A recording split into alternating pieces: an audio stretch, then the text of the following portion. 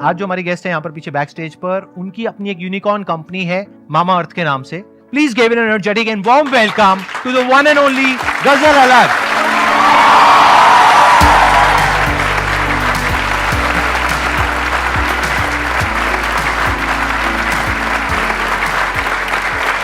Please.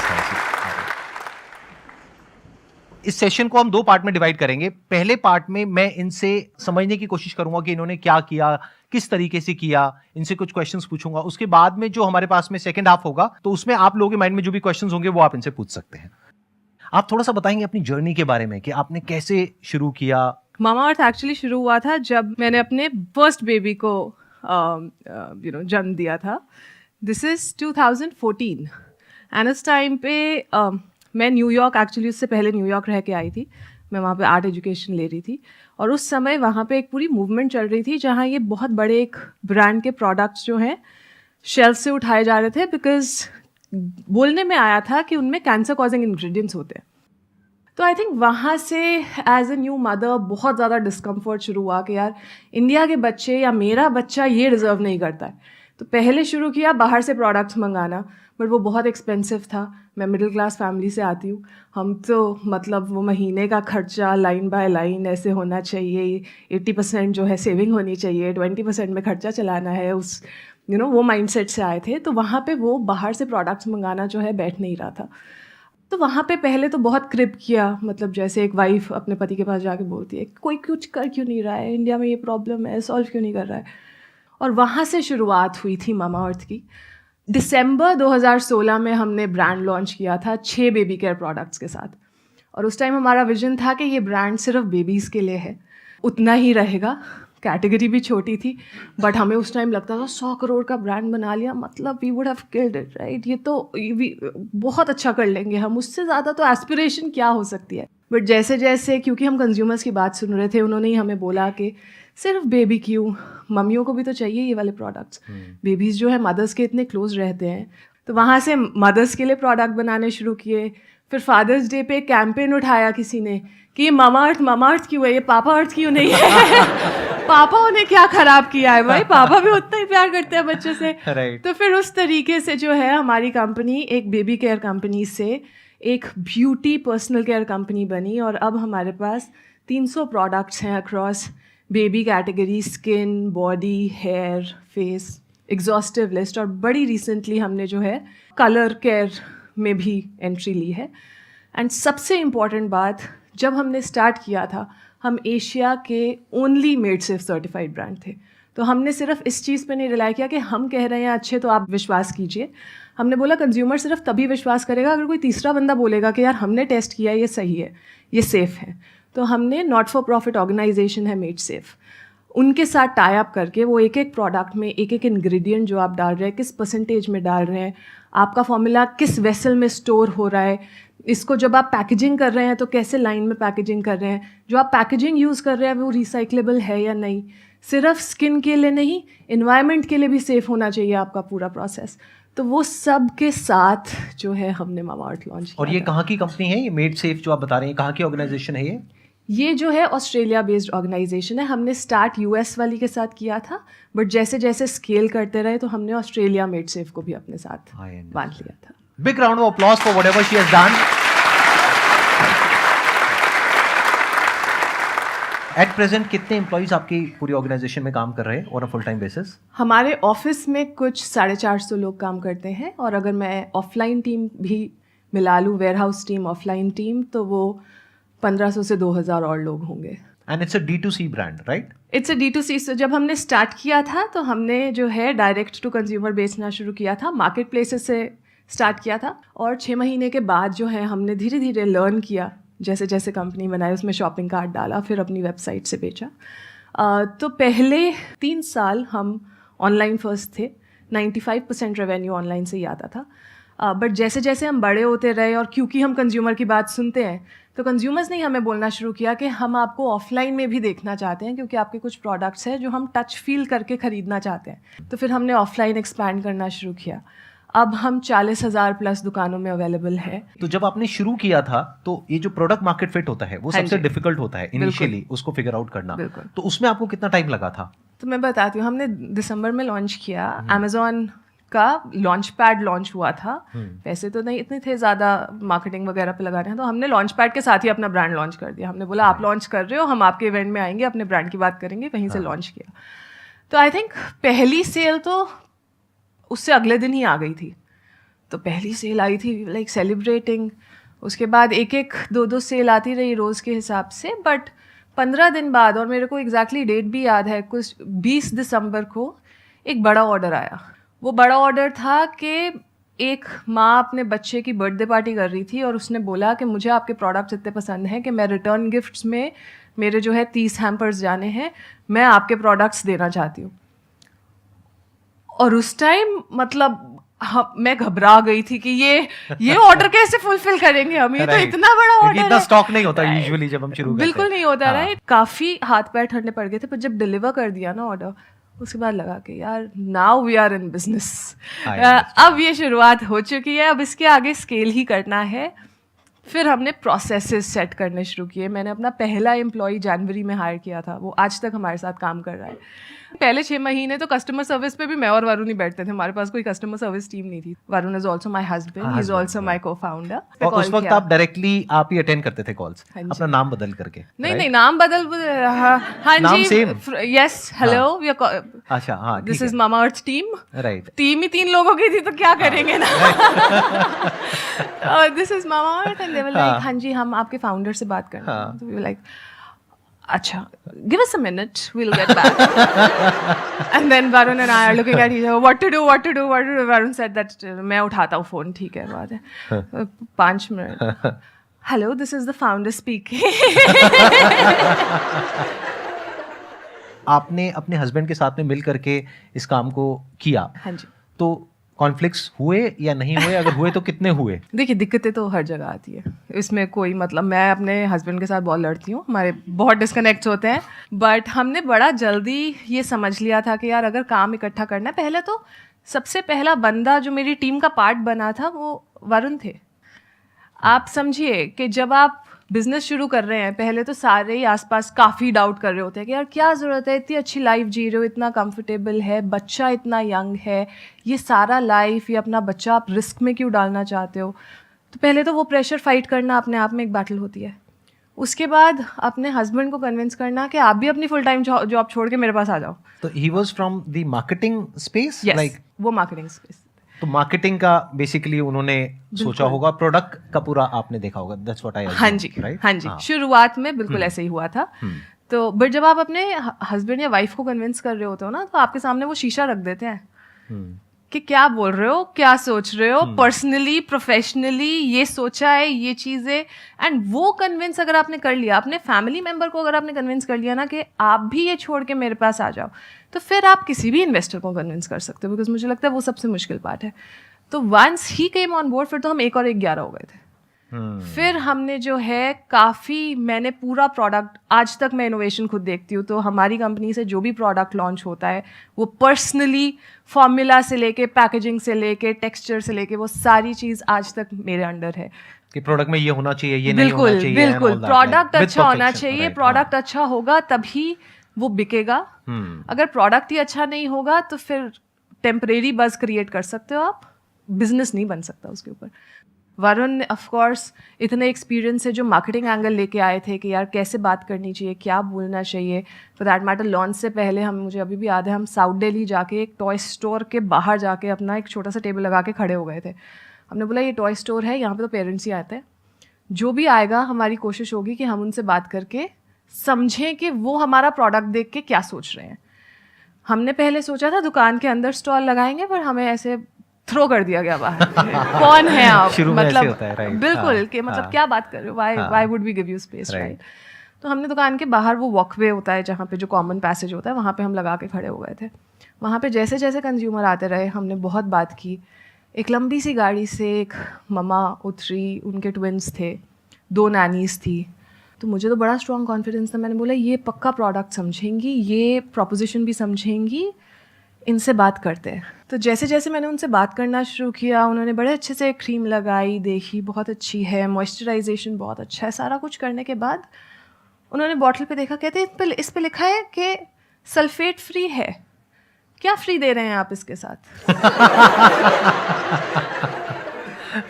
और मतलब मेरा मुंह आज भी उस बात पे ऐसे ही खुलता है, और उस टाइम भी ऐसे ही खुला था। आई वाज लाइक, ये तो हम बड़े गलत अजम्पशन में रह रहे हैं कि हम ऐसा बिजनेस बना देंगे, हम ऐसे यहाँ तो कंज्यूमर को समझ ही नहीं आ रहा है कि हम बात क्या कर रहे हैं। राइट, हमें तो ये भी समझाना पड़ेगा ये सल्फेट और पैराबेन है क्या।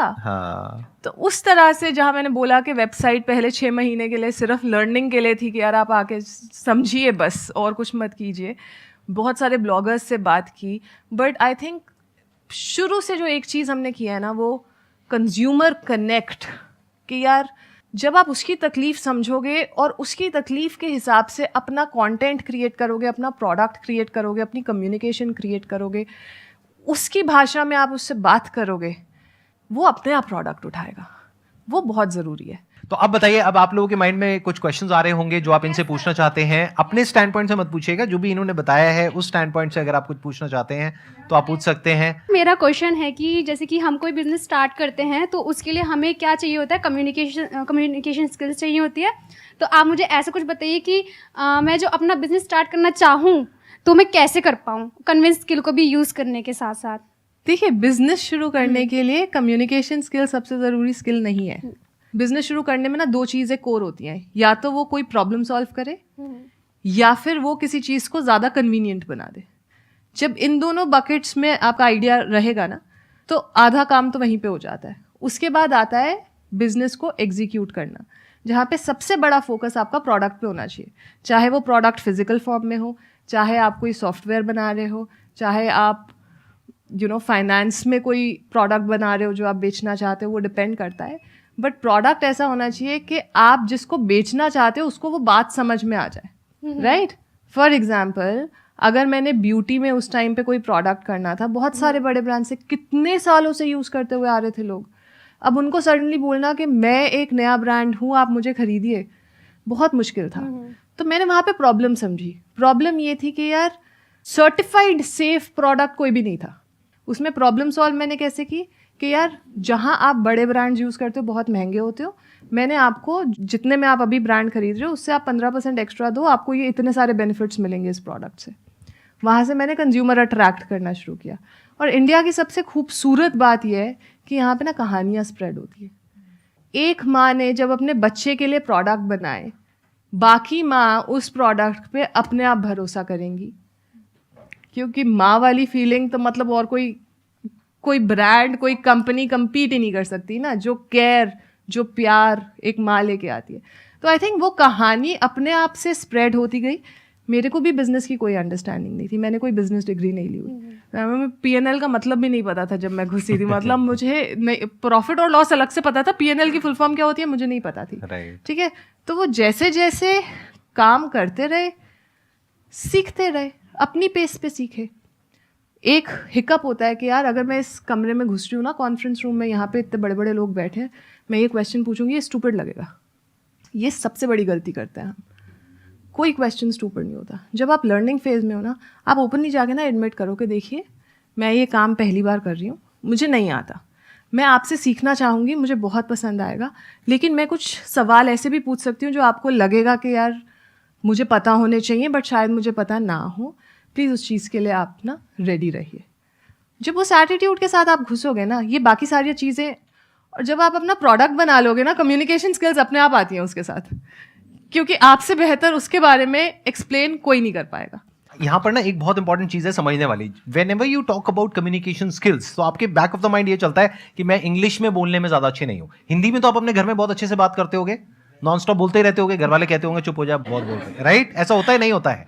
तो इसका मतलब कम्युनिकेशन स्किल्स आप सबकी बहुत अच्छी है, घर में बड़े अच्छे से कम्युनिकेट करते हो, अपने भाई बहन के साथ, फ्रेंड्स के साथ, घर में पेरेंट्स के साथ, सबके साथ कम्युनिकेट कर लेते हो। But you are talking about communication skills from the standpoint of English language, which is not important. अभी यहां पे इंग्लिश में कौन बात कर रहा है? कोई भी नहीं। तो इस गलत फहमी को अपने माइंड से निकालिए। जो इन्होंने बात कही बहुत ही अच्छे तरीके से इन्होंने एक्सप्लेन किया कि बेसिकली आपको एक प्रॉब्लम को सॉल्व करना है, और अगर वो प्रॉब्लम आपने खुद फेस करी है और फिर आप उसको सॉल्व कर रहे हो तो वहां पे पैशन भी आ जाता है। जैसे इन्होंने खुद एक प्रॉब्लम को फेस किया एज मदर, फिर एक पैशन के साथ में जा करके उस प्रॉब्लम को सॉल्व करने के बारे में सोचा, सबके बारे में। बट अभी जो आपने बात कही उससे मेरे माइंड में एक थॉट आ रहा है कि आपने ये कहा कि जब आपने अपने प्रोडक्ट लॉन्च किया तो आपने अपना जो प्राइस है वो औरों से ज्यादा रखा 15%। जी। बट जब आपने ज्यादा रखा तो क्यों उन्होंने चूज किया एक ऐसी कंपनी को जो कि अभी इतना लोगों ने सुना हुआ नहीं है, अब तो एस्टैब्लिश हो गया आपका ब्रांड, बट उस टाइम की अगर बात करी जाए 6 साल पीछे, तो क्या रीजन था, मतलब क्यों लिया लोगों ने, आपको क्या लगता ये है? भी हमने उनसे बात करके ही समझा था, क्योंकि हम जो इंग्रेडिएंट डाल रहे थे प्रोडक्ट में वो महंगे थे ऑफ कोर्स। जो बाकी लोग यूज कर रहे थे वो तो बड़ों में भी वही जा रहा है, बच्चों में भी वही जा रहा है, सबसे सस्ता इंग्रेडिएंट है, उसकी मात्रा ज़्यादा रख के जो है प्रोडक्ट बना के बेच दिया। वो क्वालिटी प्रोडक्ट की अच्छी नहीं थी, वो आपको नहीं यूज़ करना चाहिए। जो हमारे जैसे बहुत सारे पेरेंट्स थे मेरे सर्कल में ही, मैंने फ्रेंड्स एंड फैमिली से सबसे पहले बात किया जिनके बच्चे हुए थे उसी टाइम पे। उसके बाद जो है मैंने उनके फ्रेंड्स एंड फैमिली से बात किया, और बहुत सारे लोग ऑलरेडी बाहर से ही प्रोडक्ट्स मंगा रहे थे, क्योंकि उनको ये पता था कि यार जो यहाँ इंडिया में मिल रहा है ना वो हमारा क्वालिटी स्टैंडर्ड मैच नहीं करता जो हम अपने बच्चे को देना चाहते हैं। तो आई थिंक वहाँ से जब हमने उनसे बात किया, हमने प्राइस पॉइंट भी डिस्कस किया। हमने बोला कि मतलब हम इतने पे लॉन्च करना, क्योंकि उस टाइम ग्रॉस मार्जिन कितना होना चाहिए कितना नहीं होना चाहिए वो भी हमने आइडिया लगाना था, हमें समझना था। और उस टाइम पे उन्होंने बोला कि यार ये लोशन जो है 200 रुपये का आता है, मैं 300 रुपये देने को तैयार हूँ, बट मुझे जो है नेचुरल इंग्रेडिएंट चाहिए प्रोडक्ट में, श्योरिटी चाहिए, मुझे कि ये उसमें हार्मफुल केमिकल्स नहीं चाहिए, बिल्कुल। ठीक है। तो बस वही मल्टीपल लेके, वही ऐसे एनेक्डोट्स लेके हमने जो है अपनी प्राइसिंग स्ट्रैटेजी की। उसमें हमारे लिए बहुत ज़रूरी थी कि जितने पे हम प्रोडक्ट बना रहे हैं और जितना MRP होना चाहिए उसका जो मार्जिन होता है, जो कॉग्स इनटू MRP का रेशो जो होता है वो 6 गुना से ज़्यादा होना चाहिए, बिकॉज ऑनलाइन बिजनेस में आपको जो है कमीशंस भी देनी पड़ती हैं, आपको जो है डिस्काउंट भी देना पड़ता है, बहुत सारे ओवरहेड कॉस्ट भी आते हैं, रिटर्न्स भी होते हैं। इससे कम पे तो आप पैसा गवाओगे, आप पैसा बना नहीं पाओगे। तो आई थिंक हमारी वो वाली स्ट्रैटेजी कंज्यूमर से बात करके ही हमने बनाई थी, इसलिए वो चल भी गई। जब 100 लोगों ने बोला कि हम खरीद लेंगे, वहाँ से हमें ये भी पता चल गया कि यार प्राइस बिल्कुल ठीक है, इससे कम करने की ज़रूरत नहीं है। फिर हमने उसको स्केल किया। तो पहला बहुत ज़रूरी है कि छोटे ऑडियंस के साथ आप अपना कम्युनिकेशन, प्रोडक्ट और प्राइस टेस्ट कर लीजिए। मैं थोड़ा सा इसको और समझना चाहूंगा कि उस टाइम पे जब आपने लॉन्च किया था, यानी बेबी प्रोडक्ट से आपने शुरू किया था, 6 प्रोडक्ट से, तो क्या उस टाइम पे कोई और भी कंपनीज थी इंडियन जो कि ऑर्गेनिक इस तरह के प्रोडक्ट सेल कर रही थी, या you got that first mover advantage कि उस टाइम पे आप ही थे पहला जो कि उस टाइम पे कोई भी बड़ी कंपनी ये नहीं कर रही थी। अच्छा, 1-2 छोटे छोटे लोग थे, बट वही बात थी कि वो सब कह रहे थे हम अच्छे हैं, हम अच्छे हैं, हम अच्छे हैं। हमने बोला हम नहीं बोलेंगे हम अच्छे हैं, दूसरे लोग हमारे लिए आके बोलेंगे कि हम अच्छे हैं।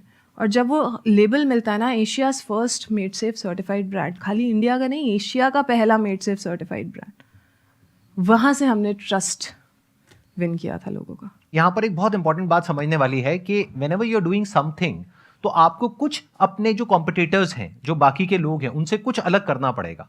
तो इनकी जो स्ट्रैटेजी है उसमें जो मुझे सबसे स्ट्रॉन्ग जो एक फैक्टर नजर आ रहा है, दैट इज मेड सेफ। हाँ जी। क्योंकि अगर मेड सेफ नहीं होता और ये क्लेम करते ऑर्गेनिक है, तो उसका सर्टिफिकेशन क्या है, उसकी गारंटी क्या है कि वो ऑर्गेनिक है। बहुत सारे लोग आज की डेट में क्लेम कर देते हैं कि हम ऑर्गेनिक हैं, हम ये हैं, हम वो हैं, whatever it is, but they are themselves saying it, not a third party, that to an unbiased party. सबसे मुश्किल चीज जो हमने क्रैक की है शुरू में, वो मेड सेफ था, but it was worth it, क्योंकि कंज्यूमर का ट्रस्ट उसकी वजह से आया। हम लोग सुनते रहते हैं कि पैशन को फॉलो करो, अपने पैशन को फॉलो करो, but I want to know what is the exact definition of passion. जो चीज़ आपकी नींदें उड़ा दे, आपको रात को सोने ना दे, वो पैशन है।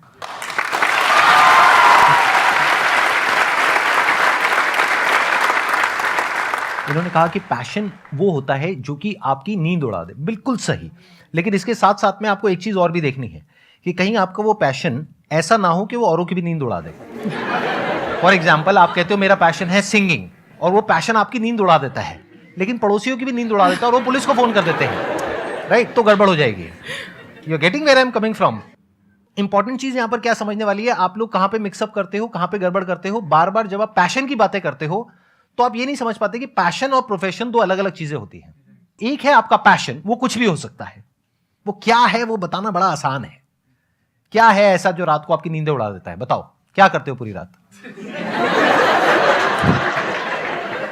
मत बताओ, हाँ आगे बढ़ते हैं।